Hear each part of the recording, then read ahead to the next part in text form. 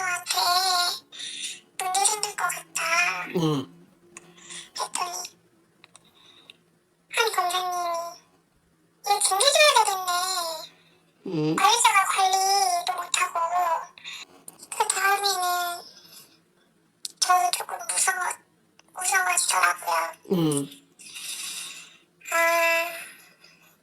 징계를 받을 수 있겠구나. 그래서 불러주시는 대로 썼죠. 법정에서 증언할 때는 왜 이 구체적인 얘기는 안 하셨어요? 무서우니까요.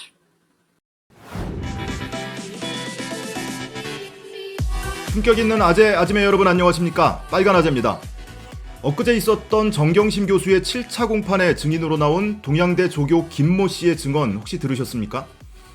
대다수의 언론이 이 김조교의 증언은 기사화하지 않았어요. 그래서 아마 못 들으신 분들도 많을 텐데요. 결론만 말씀드리면 작년 9월 3일에 검찰이 동양대를 압수수색하고 나서 일주일 뒤인 9월 10일에 학교에 다시 왔습니다. 학교에 와서 학교 강사 휴게실에 있던 컴퓨터 본체 2대를 임의 제출 형식으로 가져갔습니다. 압수수색 영장은 없었어요. 임의 제출한 사람은 조교 김모 씨 그리고 행정지원처장 정모 씨 2명으로부터 임의 제출 형식으로 컴퓨터 본체를 받아갔는데 이와 관련해서 자필 진술서를 쓰는 과정에 이 조교 김모 씨가 자필 진술서를 쓰는데 검사가 그 내용을 불러줬다는 겁니다. 그래서 엊그제 법정에서 이런 폭로가 나와서 깜짝 놀랐죠, 다들. 그래서 변호사도 그렇고 심지어 나중에 재판장이 추가 질문을 했는데 그 과정에서 집중한 내용은 누가 불러줬냐, 어떤 부분을 불러주는 대로 쓰라고 했냐, 여기에 집중해서 질문이 이어졌습니다. 그런데 엊그제 증인으로 나온 김모 씨가 증언을 하는 과정에서 굉장히 의미심장한 말을 했었습니다. 검사가 불러주는 대로 쓰라고 해서 아다르고 어다른데 이렇게 쓰는 건 좀 아닌 것 같다 라고 해서 어떤 일이 좀 있었다 라고 했고, 그리고 나중에 이제 검사가 신문하는 과정에서도 검사가 불러주는 대로 쓰라고 해서 이거는 아닌 것 같다 라고 해서 사건이 좀 있었다, 무슨 일이 있었다, 사건이 있었다 라고 얘기를 했습니다. 당시에 그 김조교가 얘기하는 무슨 일, 무슨 사건이 뭘 의미하는지를 김조교의 입을 통해서 직접 들어봤습니다. 전화로 인터뷰를 했는데요. 지금부터 그 내용을 여러분께 들려드리겠습니다. 결론만 우선 말씀드리면 자필 진술서를 쓰는 과정에 검사가 내용을 불러줬다고 했잖아요. 그래서 김조교가 반발을 했다는 거 아닙니까? 이렇게 쓰는 건 좀 아닌 것 같다라고 했더니 검사가 징계해야 되겠다며 징계 운운하면서 강압적인 분위기를 연출했다는 겁니다. 그 내용을 직접 한번 들어보시죠. 불러주실 때 제가 다르고 다른 건데 이렇게 쓰면 저한테 문제 생길 것 같다. 했더니 한 검사님이 이거 징계줘야 되겠네. 관리자가 관리도 못하고. 이거 관리 미숙이라고. 이거 징계줘야 된다. 라고 하는데 제가 화가 나가지고 지금 왜 그렇게 얘기하시냐고 하고 분위기가 많이 안 좋아졌었어요. 그래서 옆에 차장님도 계셨는데 차장님이 왜 그러냐, 애한테 열심히 하는데 그러지 말라고 그렇게 해서 진술서를 완성을 했었죠. 징계를 줘야겠다라는 얘기를 뭐 웃으면서 한 거예요? 검사가? 아니죠. 웃으면서 할 수 있는 분위기가 아니었죠. 왜냐면은 진술서를 이미 불러주시고 있는 상황이었고 하하호호 이럴 수 없고 그런 상황이었죠. 진술서를 쓰는 중에 검사가 불러주는 대로 쓰라고 해서 이건 아다르고 어다른데 이렇게 쓰면 안 될 것 같다라고 했더니 징계 얘기가 나온 거죠. 옆에 행정지원처장 같이 계셨고요. 네, 행정지원 처장님은 그러지 말라고 얘가 열심히 하는 앤데 이렇게 말을 흐리셨죠.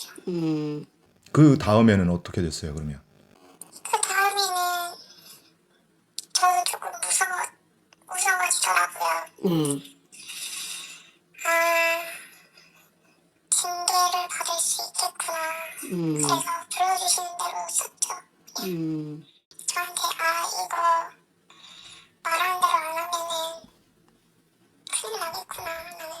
있었겠죠. 그래서 제가 지원할 때도 일이 있었고 그 다음에 지원할 때도 사건이 있었다라고 말한 거고요.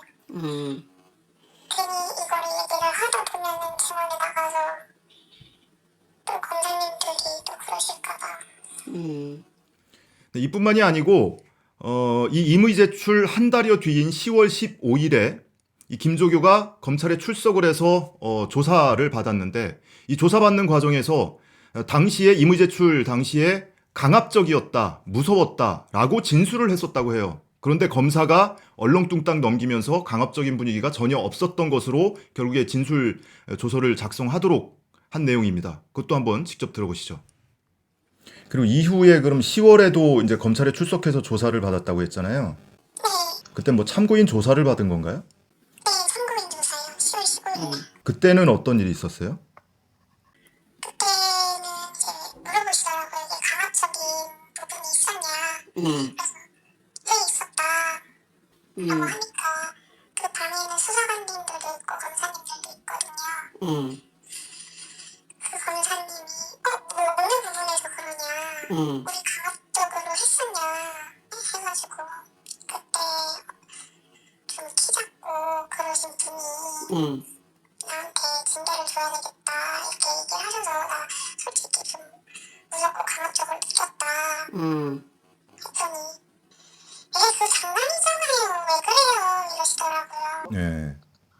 조사를 하고 있는 검사한테 당시에 내가 임의 제출 진술서 쓸 당시에 무섭고 강압적이라고 느꼈다라고 얘기를 했어요. 네, 그랬더니 이제 장난이었잖아요. 왜 그래요? 뭐 이렇게 하고 그냥 넘기더라. 네. 그래서 강압적인 수사는 없었다 이렇게 조서가 나왔죠. 그럼 본인이 직접 그렇게 썼어요? 불러주시면은 그냥 그거 프린트를 해주세요. 그래서 아예 장난이니까 그냥 네 하시면 된다고 있었다고 하고 하면 된다고 해서 이 사람들한테는 이 일이 별 일이 아니었구나.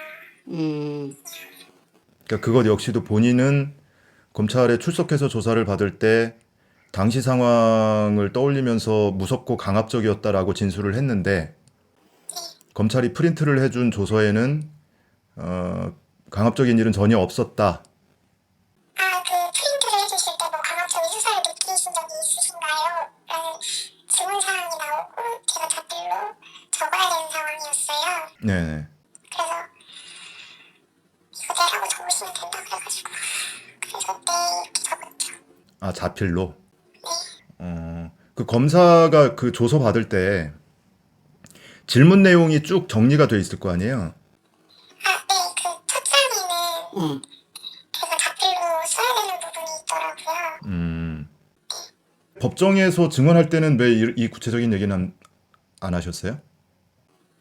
무서우니까요. 뭐가 무서우세요? 주변엔 수사관들도 있고 변호사들도 검사들도 있고 당시에 행정기관 차장도 있는데 저만 바보가 되는 거니까 또 바보 되기 싫고 무섭고 해서 그래서 그냥 기침을 했죠. 그냥 일이 있었다 사건이 있었다 그러면은 이제 그 사건이 뭐냐 이렇게 물어보면은 저는 질문에 대답한 거니까 한 거죠. 그럼 당시 상황이 지금 생각해도 검사의 얘기대로 장난이었다고 생각해요? 아니면은 지금도 여전히 무섭고 강압적이었다고 생각해요? 무섭고 강압적이어서 거기 앞에서 얘기 못했죠 증언을. 그 추가로 다시 한번 확인차 말씀 여쭤보는 건데 검사가 불러줘서 썼다는 부분 있잖아요. 그러니까 이거는 아니다, 아다르고 어다르다라고 본인이 생각했다는 부분 구체적으로 다시 한번 좀 설명해 줄 수 있으세요? 가지고 있었다. 컴퓨터 본체를. 네 하는데 내가 가지고 있는 게 아니다. 그냥 그 장소에 있다. 이렇게 쓰면 안 될 것 같다. 그게 가지고 있는 거야. 네가 관리하고 있는 실에 있으니까. 그래서 넘어가고 그리고 뭐 제가 발견을 했다. 이거 확인을 했다. 이렇게 얘기했었는데 확인을 한 거는 그거를 다 제가 연결을 해봐서 뭐 이게 누구 교수님이 있고 이게 아니라 그냥 제가 거기에 있는 존재 자체만 확인을 한 거거든요. 이걸 확인했다고 쓰면 이상할 것 같다. 이렇게 써라 하시고 그 다음에 제가 확인 즉시 학교에 반납을 했어야 되는데 라고 했는데 솔직히 그게 개인 컴퓨터이고 뭐 학교 컴퓨터이고 확인을 하는데 반납을 하고 뭐 해야 되는데 확인을 늦었지만 했는데 이렇게 얘기하는 거는 좀 무섭다. 네. 그리고 이게 아다르고 어다른 건데 지금 왜 쓴 것도 이러면 나한테 문제 생길 것 같다. 그렇게 해서 이제 그렇게 나온 거죠. 이거 줄여줘야 되겠네. 관리자가 관리도 못하고. 자, 이 사항은 이 김조교가 직접 증언한 당시 상황입니다. 여러분께서는 어떻게 들으셨습니까? 검사가 이 진술서 내용을 불러줬던 이유는 저는 이렇게 추정을 해요. 형사소송법에 임의 제출할 수 있는 지위가 3명으로 구분이 되어 있습니다. 3가지로 구분이 되어 있어요. 소유자, 소지자, 보관자. 근데 검사가 정경심 교수의 PC임을 알고 결국에 가져갔지 않습니까? 이 PC에서 조국이라고 적힌 폴더가 나왔기 때문에 정경심 교수의 PC라는 것을 충분히 알 수 있었음에도 불구하고 정식으로 압수수색 절차를 밟거나 당사자로부터 임의 제출을 받지 않고 제3자로 하여금 임의 제출을 받아갔습니다. 소유자는 아니니까 소지자 또는 보관자의 지위를 부여하려고 했던 거죠. 그래서 인수인계를 받았다, 확인했다, 가지고 있었다, 반납했어야 하는데 잊고 반납하지 못했다. 이런 내용을 이 조서에, 진술서에 쓰도록 유도를 했던 겁니다. 그런데 결국에 그런 내용을 직접 쓰기를 거부하고 반발을 하니까 징계를 운운하면서 다소 강압적인 분위기를 만들었던 거죠. 그 옆에는 행정지원처장도 있었고 행정지원처장도 그냥 분위기를 얼렁뚱땅 넘겼지만 결국에는 불러주는 대로 쓰라고 종용을 한 겁니다.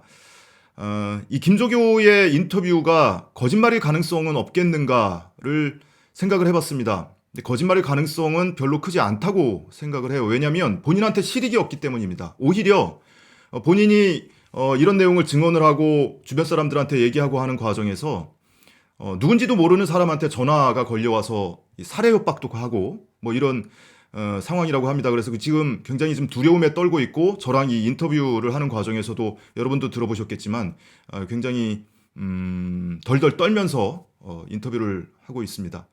그런 상황에서 실익이 없는 인터뷰를 굳이 거짓말로 할 이유는 없었겠죠. 저는 그렇게 생각을 합니다. 자, 이 컴퓨터 본체의 증거 능력에 대해서는 재판부가 판단을 할 겁니다. 변호인 측에서는 위법 수집 증거라고 주장을 하고 있고 검찰은 아니라고 반박하고 있죠. 다만 제가 오늘 전해드린 내용은 당시 임의 제출을 한 당사자 중에 한 명인 이 조교 김모 씨의 증언을 통해서 당시 상황이 어땠는지 신빙성 있는 증언으로 보여서 그 내용을 있는 그대로 여러분께 공유를 해드렸습니다. 판단은 여러분께서 직접 해보시기 바랍니다.